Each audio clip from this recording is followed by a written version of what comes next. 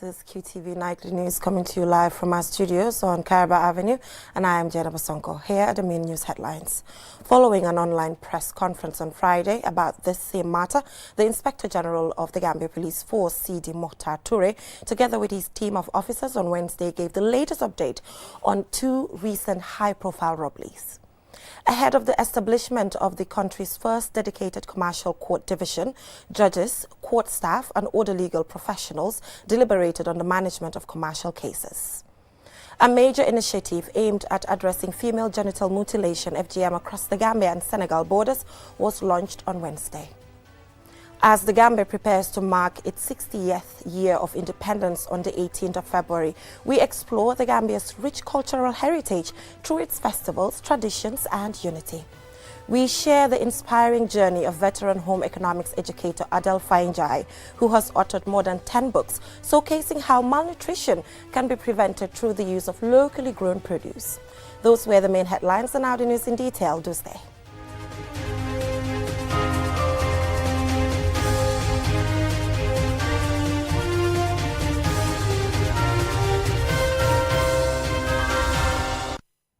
Thank you so much for staying with us. This is QTV News and I am Jenna Basonko. Now, following an online press conference on Friday about the same matter, the Inspector General of the Gambia Police Force, Sidi Mokhtar Toure, together with his team of officers on Wednesday, gave the latest update on two recent high-profile robberies. Usman Jatta attended the briefing and filed in this report from the Police Anti-Crime Unit in Banjul. In recent weeks, the country has witnessed some armed robberies, including an incident at Axis Bank in Brosoby, where CCTV footage appears to have captured the gunmen who forced their way into the building, firing shots and terrorizing customers and staff. Shortly after came the El Hela shop robbery in Banjul, further fueling public concern. In response to these attacks, the Gambia Police Force launched swift investigations leading to several arrests and the recovery of some of the stolen money. Sidi Mokhtar Toure, the Inspector General of the Police, reveals a sequence of robberies dating back to 2014. Guarantee Trust Bank at Bakau was robbed, and the principal suspect in that robbery case is called Juan Ansumana, otherwise known as Ansu Jaju. The owner of the business, the proprietor, gave some money, a lot of money, to this same suspect, Ansumana Jaju, otherwise known as Ansu, to go and pay some of his workers. They left with this money, abandoned the car, where some items were recovered, including his own national identity card. According to IGP Toure, one of the prime suspects in the Axis Bank robbery, Ansu Jaju, flew to Guinea-Bissau. However, through joint cooperation with Bissau authorities, Jaju was arrested and delivered to the Gambia Police Force. Following the Axis Bank incident, a staged robbery was reported to the police at the Western Union outlet in Kunkujang Baji Estate, with the operator reporting a stolen $77,000 as having been stolen. Here are the details of the Gambia Police Force's report into that incident. We were able to confirm this with certainty, that this was staged. It's a matter of seeing the Access Bank robbery in the internet. Somebody also decided to take chance, capitalize on it, and manage stage this by himself. Today, he is even appealing to the police that he wants to pay this money so that no further action will be taken. Well, what I can say, I'm very sorry for him.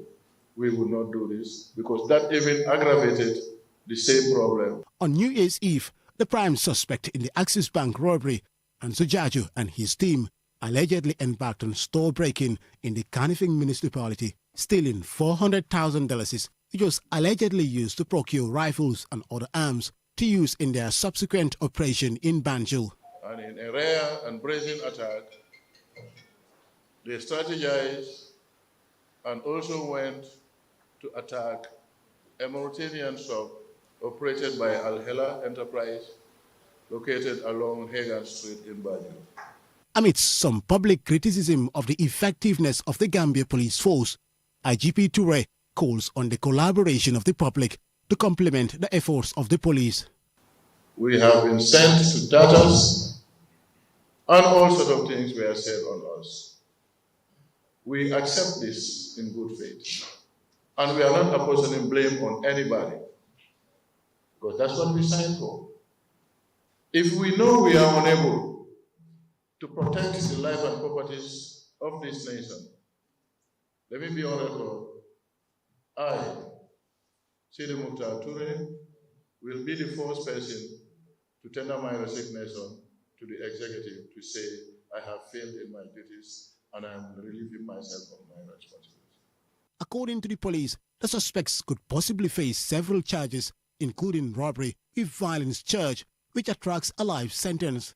The latest arrest and recovery of stolen items reflects the ongoing efforts of the Gambia Police Force's determination to protect lives and property as the country anticipates celebrating its 60th independence anniversary, and it gives us an appropriate moment to reflect on their achievements and how far the force has come in that time.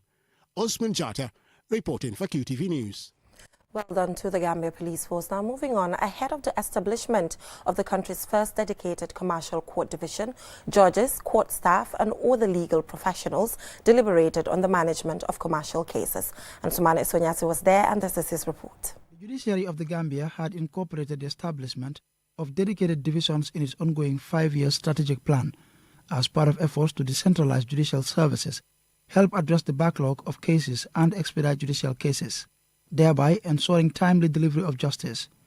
And as anticipation grows for the establishment of the country's first ever dedicated court division to oversee all commercial cases, judges and court staff are being trained on how to manage these cases. Here is Chief Justice Hassan B. Jallo on the significance of the training and what the establishment of the dedicated division means for the country's judiciary. It's very, very important that a commercial division is established in order to promote and retain investor confidence. Investors look for a number of things when they want to go into any country, even local investors as well. You want to be sure that the laws in that country are fair, they are relevant. You want to make sure that the judicial system works well. You want to be assured that in the case of a dispute, your dispute will be resolved quickly and fairly. And having a commercial division of judges who are specialized in that field helps in all those matters. We expect that once we set up the division, the commercial cases will move much more quickly. Furthermore, he discloses that the dedicated division for commercial cases will be fully functional in the coming months, and uses the occasion to call on stakeholders in the judiciary to support the process, describing it as a historic development for the country. Within the next couple of months, the division will be established by order of the Chief Justice. And we already have judges in place who are specialized in commercial law, and they are experienced judges. And once it's established, I will assign them to that division. Justice Robin Knowles is a judge of the Commercial Court of England and Wales and a member of the Global Forum of the World's Commercial Courts. He says establishing a dedicated commercial court will have a huge impact on the country's economy, as it will boost investor confidence. That will make a lot of difference to business in the Gambia, small business and large, but also it will make a lot of difference to the views of international investment and international trade about their dealings with the Gambia. Across the board, the establishment of a commercial division can increase confidence and certainty, and that is what can make economies work well. And if economies work well, that can be to the benefit of everyone in the community, because it can drive income that will go towards education and health and the like. Given the noticeable growth in the country's economic sector, there is a need for a division that would be devoted to resolving commercial disputes, some of which can be very complex in nature. Over the next few days, these senior judges and judicial staff will undergo training on case management, avoiding and tackling delay, mediation and best practices. Ansmane Sonyasi for QTV News. A major initiative aimed at addressing female genital mutilation (FGM) across the Gambia and Senegal borders was launched on Wednesday. The Italian corporation, the UNFPA, and the Network Against Gender-Based Violence are spearheading the vital project. Aliou Cisse has the rest of that story. The cross-border project, which seeks to eliminate the harmful practice through collaboration and awareness across national borders, will focus on community education, capacity building for healthcare providers, and strengthening cross-border cooperation. It aims to protect vulnerable girls and women while supporting survivors with psychological and medical assistance. Fatou Kinte, the Gambia's Minister of Gender, Children and Social Welfare, said gender-based violence remains entrenched in societies. This project is particularly significant because it recognizes the cross-border nature of these challenges. In border communities, where FGM and GBV are often more prevalent due to cultural practices and limited access to resources, the need for a coordinated cross-border approach is critical. Thus, the need for this project. By fostering collaboration between the Gambia and Senegal, the APE-GBV-RH project will ensure that no woman or girl is left behind regardless of where she lives. A collaborative effort of UNFPA Gambia and Senegal, the project is funded by the Italian Agency for Development Cooperation. Giovanni Grandi, head of the Italian Agency for Development Cooperation office in Dakar, reaffirmed the commitment of the agency to inclusive development through the empowerment of women and girls. He believed more needs to be accomplished in order to eliminate all forms of harmful traditional practices. We are encouraged to see that Gambia Recovery focused national development plan acknowledges gender equality and women empowerment as a major challenges with Gambia society. Therefore, on behalf of Italy, I would like to reaffirm our full support to the government of Gambia in addressing these challenges. Ndeye Rosar, UNFPA country representative, welcomed the project as significant. We are living in a time where progress towards gender equality and women's empowerment is being met with increasing resistance, not just in the Gambia, everywhere. And the hard-won gains we fought so much for in the 1995, which is in the Beijing Platform of Action, which we are celebrating the 30 years this year, and we all will be happily going to New York in next month to showcase once again what Gambia has done. The statistics are still very stark, and they demand our continuous action. And in the Gambia, as you all know, 73% is still a very high number when it comes to female genital mutilation. The size of the task at hand can be measured by the fact that despite Senegal banning FGM in 1999 and the Gambia doing so in 2015, the practice still persists in both countries. If effectively implemented, this project will enhance access to sexual and reproductive healthcare services, particularly for survivors of gender-based violence and FGM in border communities for both the Gambia and Senegal. Reporting for QTV News, I am Aliou Cisse. From that story by Aliou Cisse, we will now go for a short commercial break, and when we come back, we have local news stories. Do stay. Browse with us. QCell brings you a promo like never before. Get unlimited internet for just $25. Yes! Recharge $25 and enjoy the convenience of free internet from 1 a.m. to 6 a.m. every day with our Browse with Us promo. With this amazing offer, you can browse, stream, and download all your favorite movies for free. So why wait? Recharge $25 today and enjoy free internet only with QCell between 1 a.m. to 6 a.m. For more information, call customer care on 111. QCell, Senior Bus. We innovate, others follow. Terms and conditions apply. Supersonics Islamic Insurance, the Gambia's first digital insurance provider, brings innovation, convenience, and Sharia compliance to your doorstep. We offer a wide range of general insurance services, ensuring peace of mind and protection for what matters most. Whether at home, on the go, or in business, experience the difference with Supersonics Islamic Insurance Company Limited. Contact us today, +220-5132-319, 5132-318, or 5132-315.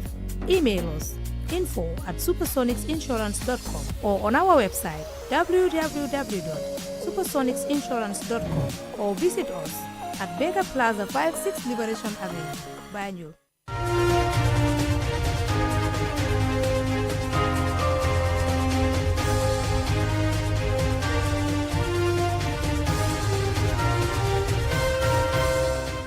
Welcome back from that short commercial break. If you're just tuning in, you're watching QTV News, and I am Jenna Bosonko. Now, still on local news, as the Gambia prepares to mark its 68th year of independence on the 18th of February, the nation is reflecting on its rich cultural heritage and celebrating the diversity that binds its people together. In this report by Loliam Kamara, we explore the Gambia's rich cultural heritage through its festivals, traditions, and unity. Here is the report.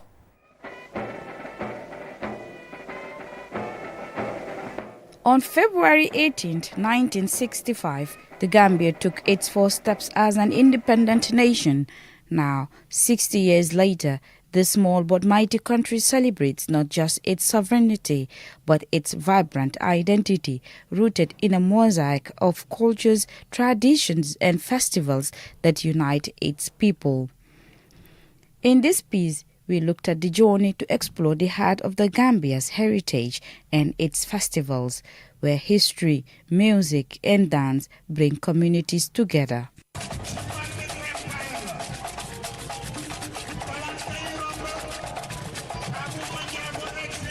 One of the standout events in the Gambia's cultural calendar is the Roots Festival, an event that used to be a symbol of connection to the past.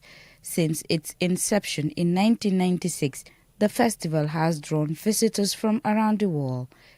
Inspired by Alex Haley's groundbreaking novel, Roots, the festival celebrates the shared heritage between the Gambia and the African diaspora. For many, it is a pilgrimage, a chance to reconnect with their ancestry and honor the resilience of African traditions. The festival was very popular, but due to neglect, it was allowed to fade away. However, in December 2024, the Gambia government announced plans to revive it.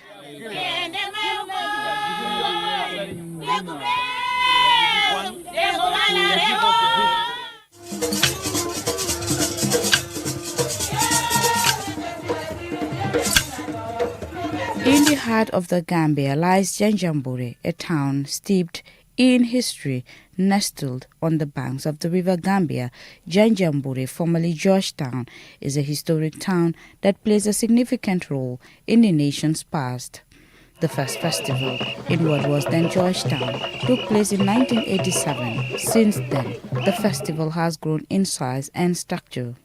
This annual festival highlights the town's colonial history while also celebrating its vibrant cultural present. The festival features traditional canoe races, performances by griots, oral historians, and exhibitions that set light on the Gambia's colonial and post-colonial story. Griots, known for preserving history through songs, were seen performing live, with one griot noting, I quote, "Our music is not just entertainment, it's history," end of quote. The Kakura Masquerade, a UNESCO-recognized tradition, is also celebrated, symbolizing protection and community strength, and is a crucial element of activities during the Janjanbureh Festival. Hassan Sise is a historian and Director General of the National Center for Arts and Culture. Makati is agreeably the home of the Kankura. Okay, the folklore, the literature agrees to that. So until 1984, the community organized this festival regularly. In 2005, the Gambia acceded to the UNESCO Convention on the Protection of Intangible Cultural Heritage, also known as the 2003 Convention. In 2008, the Gambia worked with Senegal to have the Kankuran listed as one of the intangible cultural heritage masterpieces of humanity. In addition to the grand festivals, everyday life in the Gambia is steeped in traditional celebrations. Across villages, ceremonies marking life events such as weddings, naming ceremonies, and harvest festivals takes place year-round. These gatherings often include traditional wrestling, dance, and music. Gambian music, especially the drumming circles and balafon performances, remain central to these traditions. For QTV News, Loliam Kamara. Malnutrition continues to serve as a menace to less privileged families, affecting the healthy growth of children.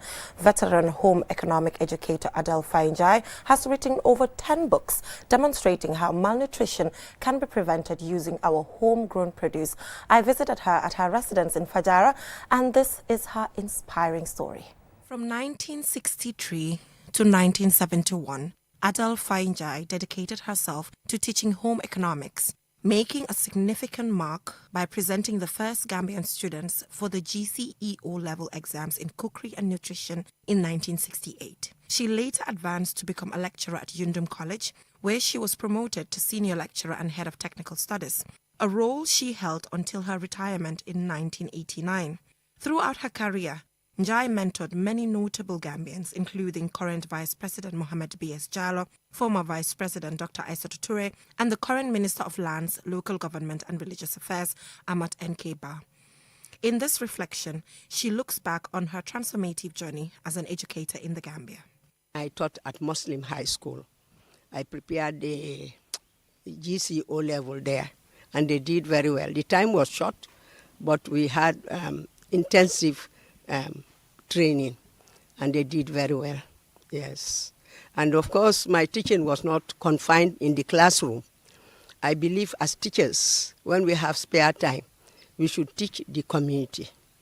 I taught the university group, they asked me to talk to them and to demonstrate preservation. Seeing the alarming rate of children dying from malnutrition in the Gambia, Mrs. Fainjai took it upon herself to intervene by developing local solutions to combat this pressing issue. Drawing on her expertise, she invented practical methods of using homegrown produce to address malnutrition. Mrs. Fainjai has authored over 10 books, offering innovative approaches to preparing nutritious dishes that promote better health. Also, she has contributed columns to local newspapers and journals, focusing on nutrition and encouraging the public to value the importance of proper dietary practices. And I used to do voluntary work from here to Banjul to Bara, Esau. Malnutrition was rampant. And I asked one lady who was there, a nurse, Auntie Mimi. She's the mother of Aki Allen.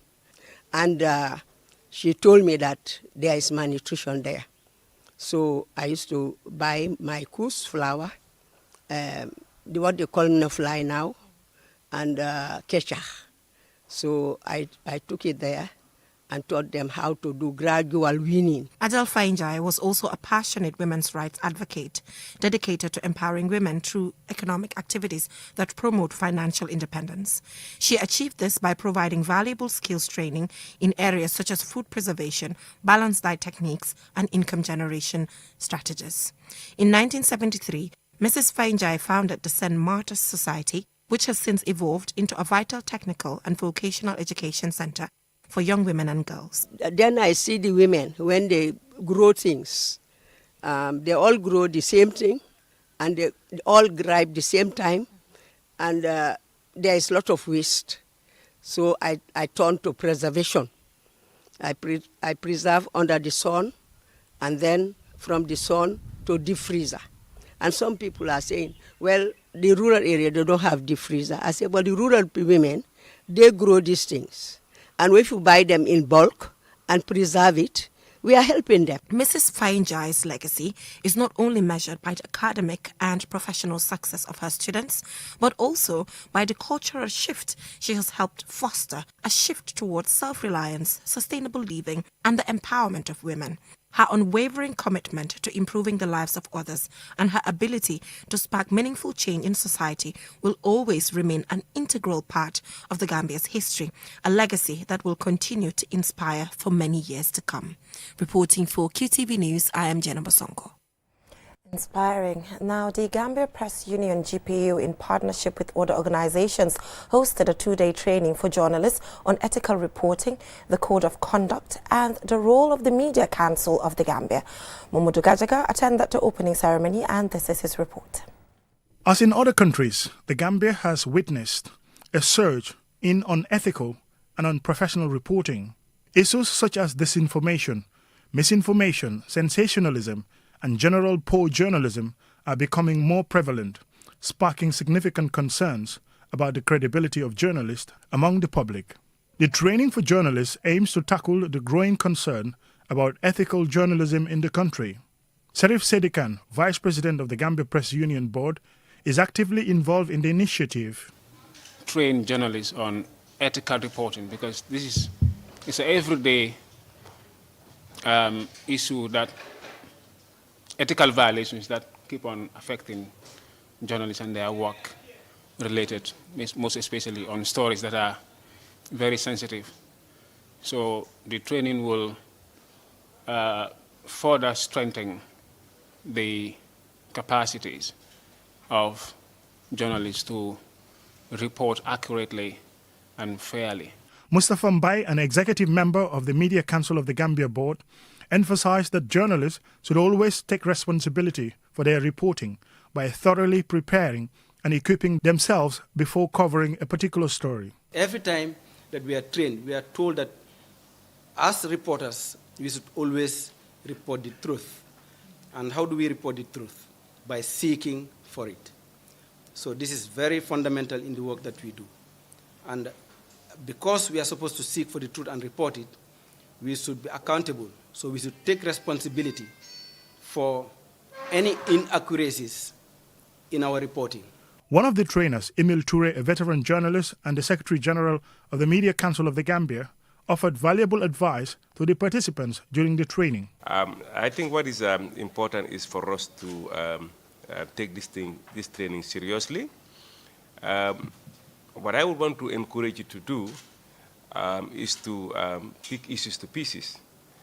That is to say, to critically analyze whatever you hear from the trainers. Training journalists on ethical reporting is essential for promoting accuracy and credibility, encouraging accountability, and fostering public trust, among other benefits. It helps create a media landscape that is more responsible, trustworthy, and beneficial to society. Mamudu Gajaga, QTV News. Well, that is all we have time for in this edition of QTV News. Join us at 10 p.m. for another bulletin. But do not forget to tune in at 9 p.m. for an interesting episode of Youth Dialogue. Thanks for staying with us.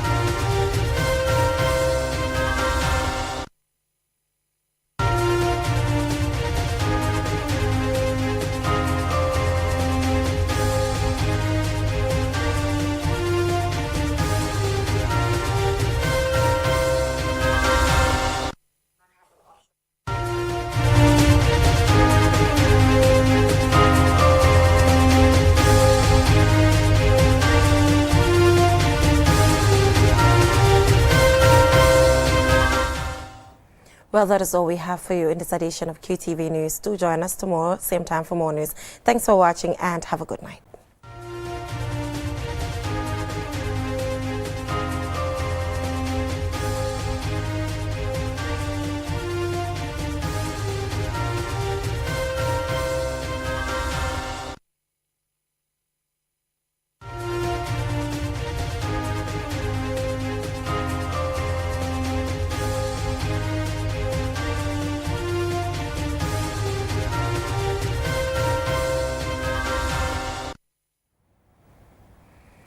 This is QTV Midday News coming to you live from our studios on Caraba Avenue, and I am Jenna Basonko. Thanks for joining us, and here are the main news headlines. Well, that is all we have for you in this edition of QTV Midday News. Join us at 8 p.m. for another bulletin. Thanks for watching and enjoy the rest of your day.